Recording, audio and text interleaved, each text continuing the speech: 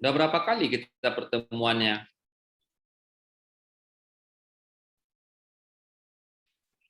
Hari hari ini yang keempat, Pak. Sekarang yang keempat. Iya, Oh iya ya. Sama Bu Lili udah ada pernah sekali ya? udah, Pak, satu kali. Kali ya. Oke. Ada Pak kasih tugas belum ya? Tugas belum Pak kasih ya, Ilham ya?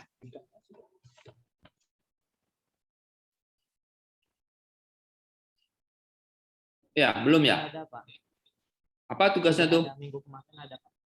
Apa tugasnya, Pak kasih? Tentang eksipien sediaan parenteral, Pak. Oh, cari eksipien semuanya ya?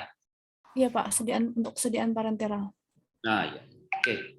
Kapan bisa saudara kumpul? Minggu depan bisa.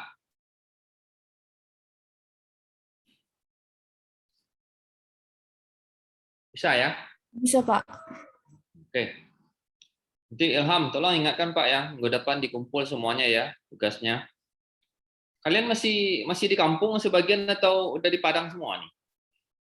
Masih di kampung sebagian, Pak. Oh, masih di kampung sebagian. Oke. Oke, baiklah, kita lanjutkan ya.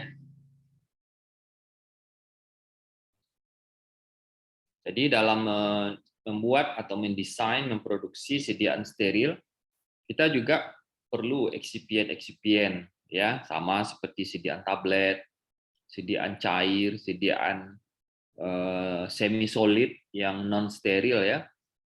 Nah, kita juga butuh beberapa eksipien yang sangat penting sekali, yang tujuannya untuk mempertahankan kelarutan obat, karena memang sediaan parenteral itu lebih prefer dalam bentuk atau lebih disukai atau eh, lebih apa namanya, lebih menyenangkan ya kalau diberikan dalam bentuk larutan ya, dispersi molekular. Karena kelemahannya kalau diberikan dalam bentuk sediaan emulsi atau suspensi, kita harus memperhitungkan eh, distribusi ukuran partikel, karena bisa terjadi penyumbatan pada pembuluh darah dan pada organ-organ lain. Dan juga menyebabkan sakit yang luar biasa kalau disuntikkan itu dalam bentuk suspensi dan emulsi ya. Jadi kita butuh eksipien yang dapat meningkatkan kelarutan dan mempertahankan kelarutan obat. Karena kita tahu bahwa kelarutan obat di dalam air itu memang banyak yang persentase mungkin hampir 50% senyawa obat itu sukar larut di dalam air. Dan ini masih menjadi isu yang utama, terutama kalau kita mendesain sediaan-sediaan oral, peroral, dan juga sediaan parenteral. Jadi berbagai cara dilakukan, berbagai teknik dilakukan untuk meningkatkan kelarutan obat di dalam air. Salah satunya dengan pembentukan garam, ya, kemudian dengan membuat kompleks dengan beberapa senyawa eksipien, bentuk kompleks inklusi, menggunakan solubilizer, baik yang bahannya surfaktan, non-ionik, kationik, atau anionik. Ya. Banyak sekali contoh-contohnya. Kemudian yang juga tujuan dari penambahan eksipien ini adalah untuk menjaga stabilitas fisika dan kimia. Jadi kalau kita memberikan obat senyawa aktif farmasi dalam bentuk terlarut, dalam bentuk molekular, ya, maka kemungkinan terjadinya proses degradasi itu akan semakin besar, ya. Jadi obat dalam bentuk molekul dibandingkan dengan dalam bentuk padat, ya, itu memang lebih mudah terurai yang dalam bentuk molekul ini. Apalagi kalau diberikan energi panas dalam bentuk larutan, ada panas, kemudian dalam bentuk larutan ada oksigen, dalam bentuk larutan ada cahaya, ya. Nah, maka itu akan mempercepat proses degradasi senyawa aktif farmasi di dalam sediaan parenteral. Kita butuh stabilizer contohnya antioksidan, ya. Kemudian juga kita butuh senyawa-senyawa yang bisa menghambat proses hidrolisis, ya. Oke. Kemudian ya, tujuannya berikutnya untuk menjaga sterilitas larutan. Bila larutan injeksi merupakan sediaan multiple dose atau dosis ganda. Kecuali kalau yang single dose yang kita kemas dalam wadah ampul, ya. Jadi sekali pakai dia, setelah dibuka tutupnya, kemudian dia akan tidak boleh lagi kita gunakan untuk berikutnya, ya. Kemudian yang keempat, tujuan pemberian eksipien adalah untuk memudahkan pemberian obat secara parenteral dengan cara mengurangi rasa sakit atau iritasi pada saat penyuntikan, ya.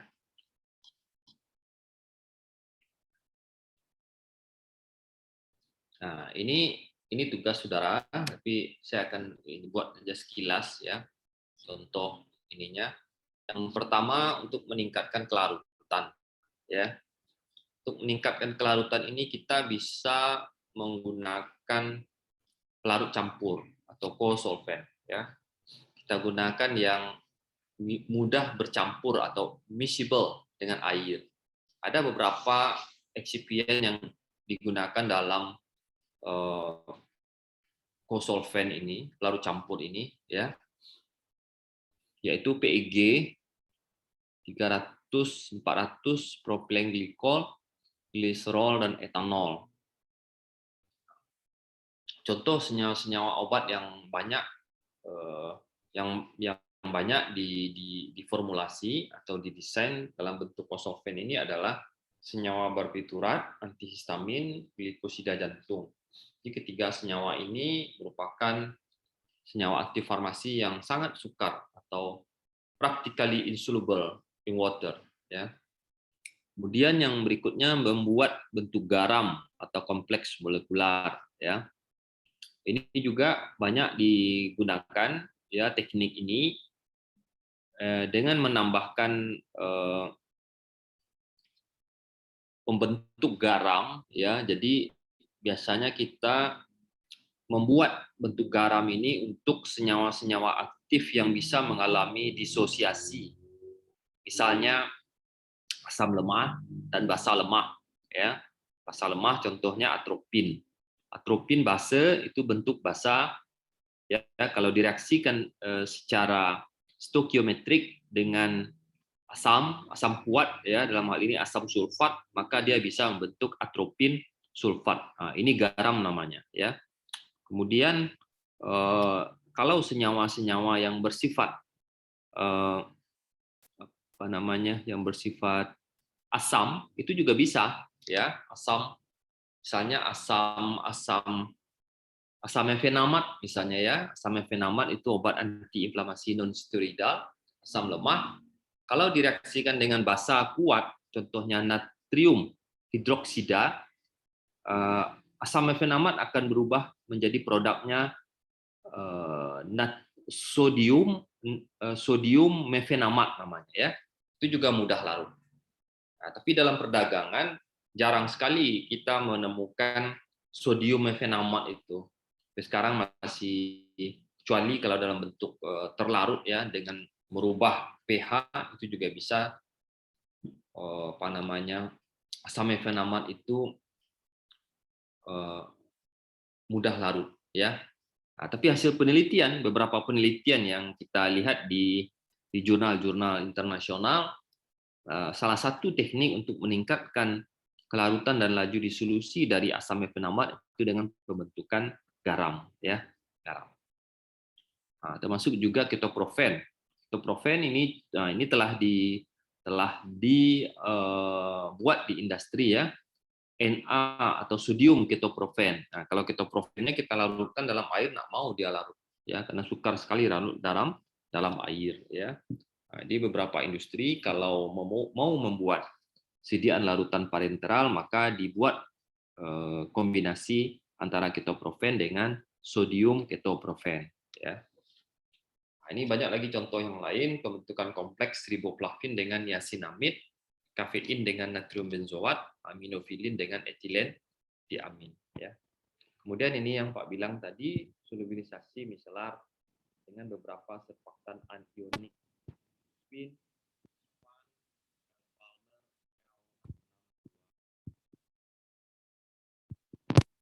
Kemudian eksipien yang kita gunakan untuk mempertahankan stabilitas, ya. Kita kenal dengan antioksidan. Antioksidan contohnya adalah natrium atau kalium metasulfit atau metasulfat, ya. Asam askorbat juga bisa kita gunakan sebagai antioksidan dalam larutan parenteral, ya, tiogliserol atau sistein hidroklorida boleh juga.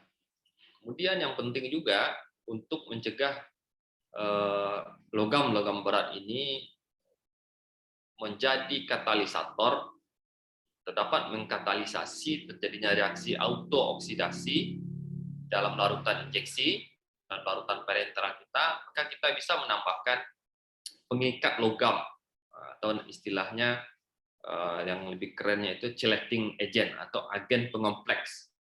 Jadi logam-logam berat ini banyak juga kita temukan di dalam larutan obat suntik, ya. Itu kenapa? Karena sisa-sisa pencucian atau pembersihan kaca, wadah kaca itu, ya. Jadi wadah kaca pada larutan parenteral itu dicuci dengan dengan basa-basa kuat, ya. Jadi sehingga kadang-kadang masih ada juga tersisa sesepora logam-logam berat itu di dalam wadah itu. Jadi pada saat di wadah tersebut dimasukkan larutan parenteral, maka sisa-sisa logam berat itu bisa melarut di dalam larutan injeksi kita, dan ini bisa menyebabkan atau mengkatalisis, mempercepat reaksi autooksidasi, ya, sehingga kita bisa tambahkan agen pengompleks. Nah, biasanya agen pengompleks ini ETA, ya, etilen diamin tetraasetat, ya, Na-eta, sodium eta. Kemudian tekniknya lagi untuk mempertahankan stabilitas obat ini adalah dengan mengalirkan gas nitrogen atau gas karbon dioksida, ya. Ini untuk mendesak supaya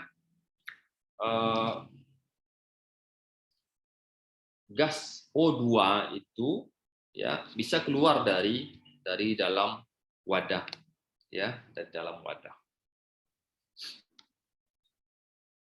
Jadi aliri dengan gas inert nitrogen dan karbon dioksida.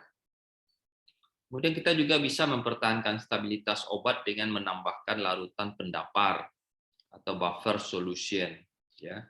Karena kita tahu bahwa obat-obat ini bersifat asam lemah, basa lemah.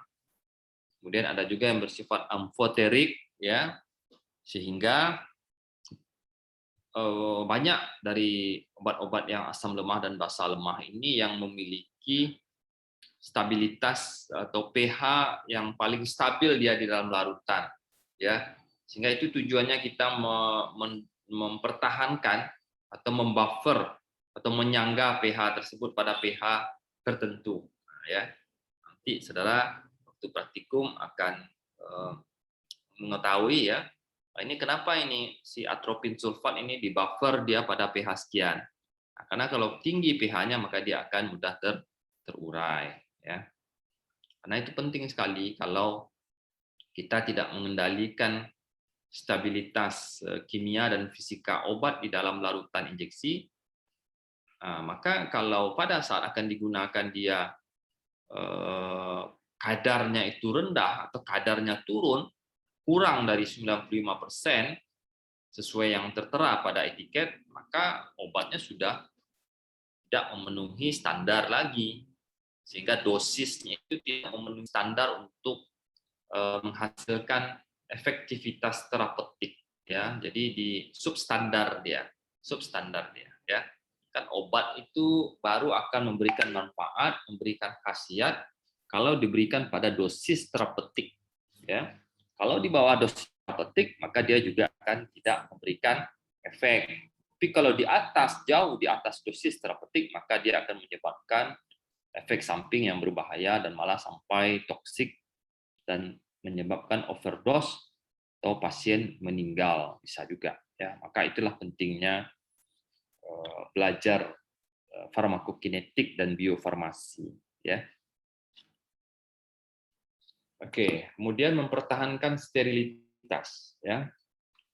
Ini adalah eksipien yang digunakan untuk mencegah terjadi pertumbuhan mikroorganisme. Ya, jadi dalam arti lain disebut dengan preservatif atau pengawet pada larutan injeksi. Ya, pengawet-pengawet yang digunakan dalam larutan injeksi banyak sekali. Ya, senyawa kationik permukaan. Ya, contohnya benzotonium klorida, benzalkonium klorida, vinil merkuri nitrat, ya, konsentrasinya sangat kecil sekali. Ya, jadi kalau kan ada banyak sekarang hoak ya, apa namanya, itu dalam vaksin itu ada chips atau apa. Anda sebagai mahasiswa farmasi harus bisa memberikan pencerahan gitu ya pada keluarga, pada lingkungan sekitar gitu ya. Gimana mau ada chips ya? Chips itu kan bentuknya padat ya, logam atau apa gitu ya. Ini kalau mungkin maksudnya logam merkuri ya dia ada benarnya ya, tapi ini kan dia terlarut ya. Ini sebagai apa? Sebagai pengawet ya, logam-logam merkuri, dan ini sudah di-approve pemakaiannya, sudah aman ya berdasarkan FDA ya. Berdasarkan kita kan punya badan POM ya, ini sudah aman ya. Jadi kalau ada itu yang bilang wah ini kalau kita vaksin itu kemudian ada chips gitu ya, oh mana bisa ya, tersumbat lah ini kita. Oke, kemudian turunan fenol ya, kresol, klorobutanol ya, ini juga menjadi pilihan untuk sebagai pengawet atau preservatif ya. Metil dan propil paraben juga sering digunakan dalam kombinasi yang kecil juga, 0,18% dan 0,02%. Ya, pemilihan dari jenis preservatif atau pengawet ini itu sangat tergantung sekali kepada bagaimana dia kompatibel atau tidak kompatibel dengan senyawa aktif farmasi, senyawa aktif yang kita formulasi, dan senyawa-senyawa eksipien yang lainnya. Ya, jadi dalam satu sediaan itu ada beberapa eksipien, ya, maka kalau salah satu saja terjadi interaksi, ya, terjadi inkompatibilitas, maka kita tidak bisa lanjutkan menggunakan eksipien tersebut, harus diganti eksipiennya, sehingga ke semua komponen di dalam sediaan larutan parenteral tersebut dia aman, tidak terjadi interaksi fisika maupun secara kimia ya.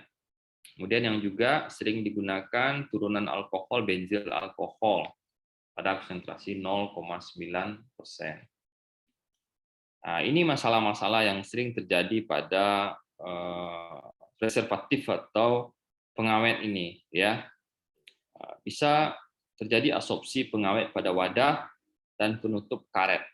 Jadi penutup karet pernah Pak ceritakan bahwa itu bahannya adalah polimer.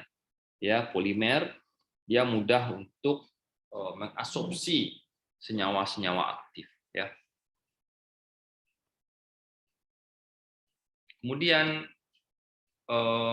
eksipien yang digunakan untuk mengatur tonisitas. Jadi sedapat mungkin ya, apalagi untuk larutan parenteral yang volumenya besar ya, maka larutan parenteral itu kita buat isotonis, isoosmotik atau isotonis dengan cairan tubuh. jika suatu larutan hipotonis, maka kita dapat mencapai larutan tersebut menjadi isoosmotik atau isotonik dengan ditambahkan eksipien natrium klorida atau dextrosa. Ya, itu yang paling banyak digunakan, yang paling iners. Ya, oke. Kemudian kita masuk ke pirogen. Ya,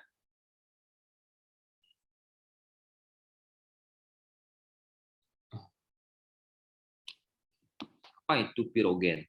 Ya, pirogen berasal dari kata piro, ya, keadaan atau bentuk yang berhubungan dengan panas. Kemudian gen adalah menghasilkan, jadi substan yang dapat menyebabkan atau menghasilkan kenaikan suhu tubuh, ya, kenaikan suhu tubuh yang merupakan produk dari mikroorganisme, terutama yang bakteri gram negatif berupa endotoksin dari bakteri tersebut. Nah, jadi pirogen itu produk dari mikroba, ya, mikroba yang ada di dalam larutan obat suntik kita, ya. Jadi merupakan endotoksin, ya. Kalau dari klasifikasi senyawa kimianya, dia merupakan lipopolisakarida. Jadi kalau pirogen ini banyak di dalam, konsentrasinya banyak di dalam larutan obat suntik kita, ya, maka masuk ke dalam sirkulasi sistemik bisa menyebabkan kenaikan suhu tubuh. Nah, ini berbahaya, ya.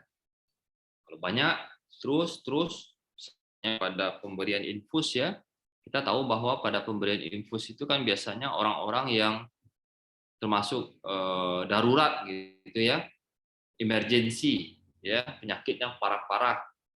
Kemudian kalau di dalam larutan obat suntik yang larutan infus tersebut juga banyak konsentrasi dari pirogenik agentnya ini, maka juga bisa menyebabkan fatal pada pasien, ya.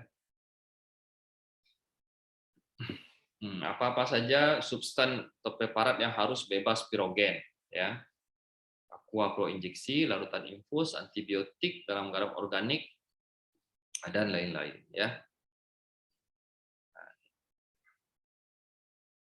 Jadi sumber pirogen di dalam larutan obat suntik kita dari pelarut, ya, dari bahan obat itu sendiri, dari peralatan, dan dari cara penyimpanan. Oke, saya tambah tugas saudara, ya, mencari bagaimana, ya, menentukan pirogen, ya, baik secara kuantitatif, kemudian kualitatif, dan bagaimana cara menentukannya, ya. Jadi penentuan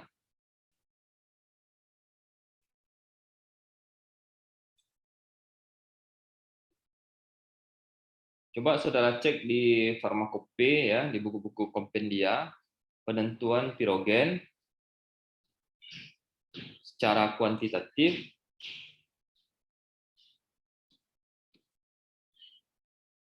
catat, ya, secara kuantitatif, secara kualitatif, ya, penentuan pirogen. Kemudian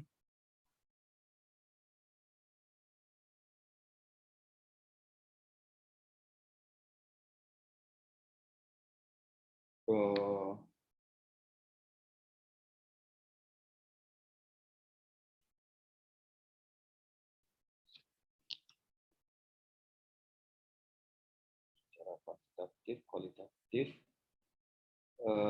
beserta ininya, ya, teknik-tekniknya, ya, metode-metodenya yang paling banyak digunakan di industri farmasi, ya, di industri farmasi. Yang mana yang paling banyak digunakan di industri farmasi, ya.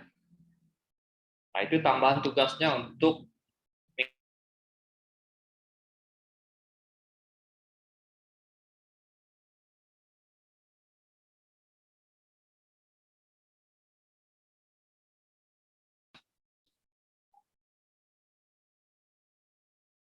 Ilham.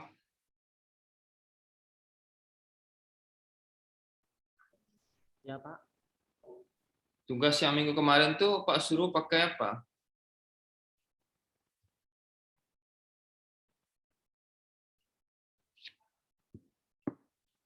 Belum ada Bapak kasih link tempat kumpulnya Pak di Island. Gimana? Belum ada tempat kumpulnya di Island Pak. Tugasnya udah Pak kasih kan? Udah Pak, di Word Pak. Diketik aja lah ya. Iya Pak, diketik. Ah ya diketik. Yang ini juga diketik ya. Oke Pak. Ini juga diketik. Iya.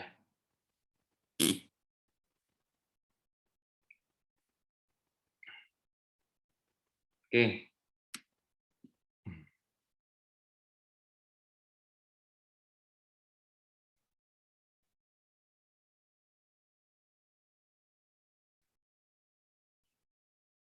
Ini yang tadi ya kalau dia adanya pirogen dalam larutan injeksi ini bisa menjadi hal yang sangat serius jika obat suntik dalam jumlah besar ya misalnya infus. Ini kenapa? Karena injeksi volume besar akan mengandung pirogen yang banyak juga ya. Kemudian injeksi volume besar biasanya diberikan secara intravena mengakibatkan pirogen akan memberikan efek yang cepat. Jadi kalau pirogen banyak masuk ya sehingga efek kerjanya ya efek dia menimbulkan atau meningkatkan suhu tubuh pada pasien juga akan semakin cepat ya. Kemudian pasien yang menerima cairan infus ini biasanya pasien yang gawat ya. Sehingga ini sangat fatal sekali. Oleh karena itu, larutan infus injeksi volume besar harus bebas pirogen. British Pharmaceutical Codex mensyaratkan volume obat suntik yang lebih besar dari 10 mili harus bebas pirogen. Ya, itu persyaratan di dalam British Pharmaceutical Codex.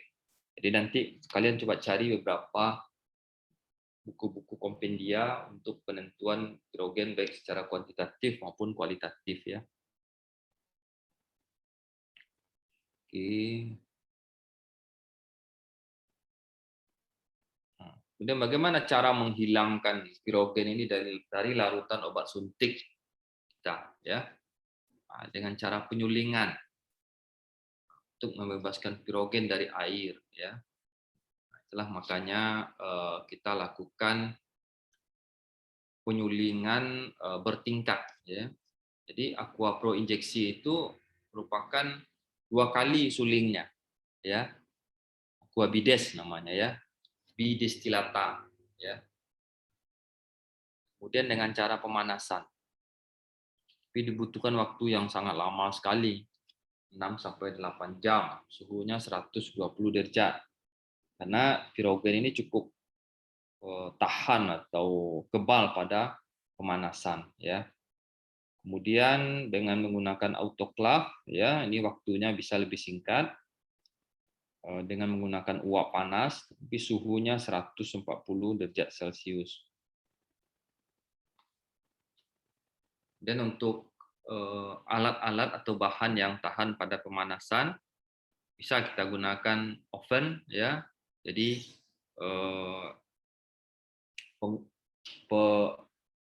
penghilangan depirogenasinya dengan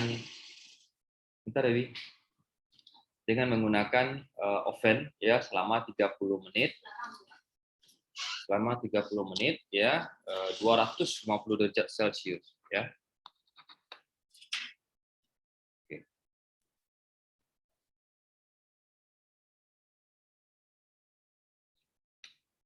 Kemudian ini yang banyak kalau nanti di industri juga ya, kemudian kita praktikum juga ini dengan menggunakan cara adsorpsi, penjerapan ya. Jadi kita menghilangkan pirogen dengan cara teknik adsorpsi menggunakan filter asbes aktif atau karbon aktif. Nah, kalau kita di laboratorium kita gunakan karbon aktif Jadi karbon yang sudah dipanaskan atau diaktifkan dimasukkan atau didispersikan di dalam larutan obat suntik, larutan parenteral. Kemudian kita disaring kembali, ya, disaring kembali si larutan tersebut yang sudah ditambahkan karbon aktif, ya. Kemudian itu sudah bisa kita pastikan berdasarkan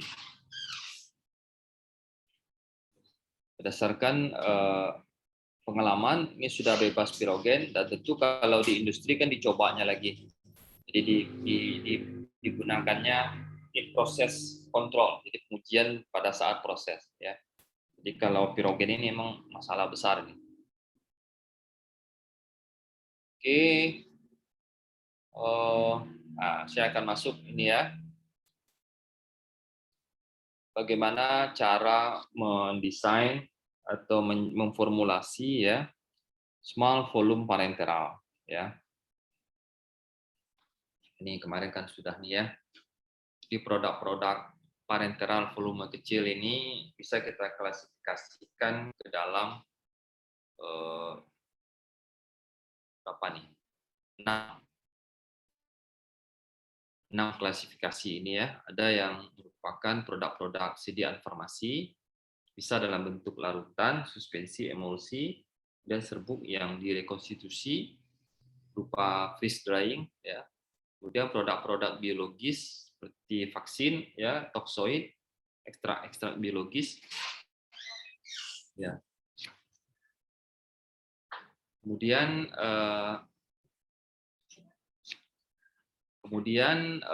senyawa-senyawa diagnostik, ya, yang digunakan untuk mendiagnosa kondisi klinis, ya, dengan menggunakan jadi kalau zat diagnostik ini, ya, ini digunakan untuk membantu dokter untuk mendiagnosa kondisi klinis pasien, ya. Contohnya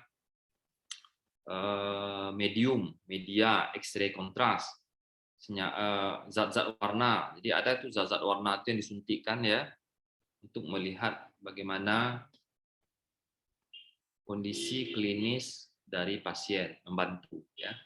Kemudian ekstrak alergenik, sediaan-sediaan radiofarmasi, dan produk atau sediaan-sediaan untuk dokter gigi. Contohnya senyawa lokal anestetik, ya.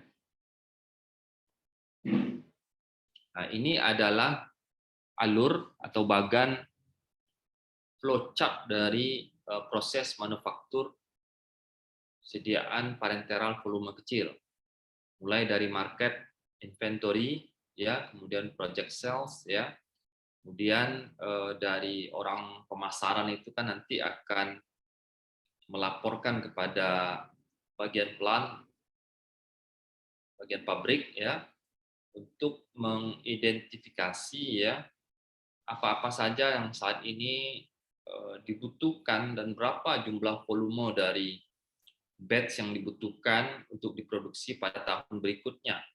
Nah, ini berasal dari orang marketing. Itu makanya kalau di bisnis, marketing ini sangat penting sekali, ya. Karena mereka yang langsung berhubungan dengan pelanggan, customer, ya. Jadi ada, kalau pernah kalian melihat medical representatif yang pergi ke dokter-dokter atau ke rumah sakit, gitu, ya, ke apotek-apotek, gitu, ya. Itu adalah representasi dari suatu industri atau produk yang dipasarkan di dunia medis, ya. Itu disebut dengan medical representatif, ya. Nah, mereka itu yang melaporkan apa keinginan dokter, apa inginnya dokter, ya. Juga mereka yang mempromosikan sediaan-sediaan dari industri tersebut, apa kelebihan, apa kekurangannya. Jadi dokter-dokter itu tahunya sediaan obat itu, ya, dari medical rep itu, medrep itu, ya. Nah, jadi tidak terkait obat ini, ya. Kita yang beritahu dokter itu. Jadi mereka memang lebih fokusnya ke diagnosa, ke kondisi patologis dari pasien sebetulnya. Ya, sedangkan yang kalau obat itu kitalah yang jagonya. Nah, apalagi memformulasi atau mendesain bentuk sediaan obat, ya. Teknologi farmasi, farmaseutika itu tidak ada orang lain yang bisa, ya, kecuali orang farmasi, ya. Makanya farmaseutika itu adalah core atau inti dari ilmu farmasi sendiri. Karena ini tidak bisa diganggu-ganggu lagi oleh orang lain. Nah, kalau farmakologi, farmakoterapi, ya, nah, dokter juga lebih pinter, ya, kalau farmakoterapi. Kalau kimia farmasi misalnya, orang kimia juga pinter, ya. Apalagi biologi farmasi misalnya juga orang kimia, banyak hubungannya ke kimia. Tapi kalau mendesain bentuk sediaan, memformulasi bentuk sediaan obat, ya, itu adalah core inti dari seorang farmasis, ya. Oke, mungkin minggu depan kita lanjutkan lagi, ya. Kalau ada pertanyaan nanti di minggu depan, nanti di perkuliahan terakhir insya Allah, ya. Sekaligus kalian kumpulkan tugasnya, ya.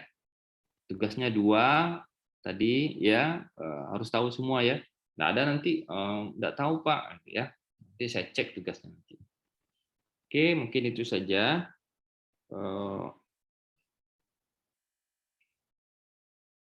Tolong diambil absennya, ya, ini Ilham. Udah, Pak. Ada, oh ya, oke, udah 3, ya, oke. Oke, baiklah, mungkin itu saja yang bisa Pak sampaikan, ya. Semoga sehat selalu, ya, dan cepat pula kita kuliah tatap muka, ya. Nah, kalau sekarang kan masih kayak kalian sudah pernah praktikum sebelumnya? Angkatan 19 ini ada ke kampus, sudah pernah ke kampus? Sudah, Pak, di tahun pertama. Ya, alhamdulillah lah, ya. Yang kasihan kita angkatan 2020, 2021, ya. Oke. Baiklah, itu saja. Assalamualaikum warahmatullahi wabarakatuh. Waalaikumsalam warahmatullahi wabarakatuh. Terima kasih, Pak. Ya, sama-sama. Terima kasih, Ya, Pak. ya.